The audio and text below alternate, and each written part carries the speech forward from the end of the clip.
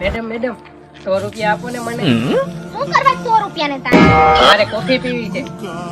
પણ કોફી તો 50 રૂપિયાની આવે છે. મારી ગર્લફ્રેન્ડ ને પીવડાવી છે. વાહ શું વાત છે, ભિખારીઓ એ ગર્લફ્રેન્ડ બનાવી દે છે. ગર્લફ્રેન્ડ જ ભિખારી બનાવી દીધો છે.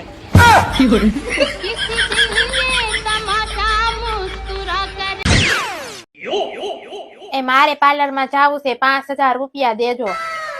તારા પેલી પાર્લર ના ખર્ચા નો ખૂટ્યા, માથે ધોરા આવી ગયા, પણ તારું પાર્લર તો હજી ગયું જ નહીં. હવે આમાં તારે પાર્લરે જઈને શું કરાવવું છે?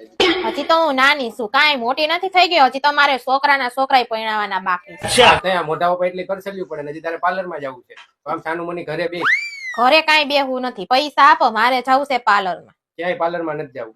હજી તો છોકરાનું જોવા જવાનું બાકી છે. તા તો તમે મને કઈઢી કરી દીધી લે. હજી તો હું જુવાન છું. જો 32 દાંત કામ કરે, તમારે 32 નો ખર્ચો કરાવવો પડે એમ છે નહીં હો.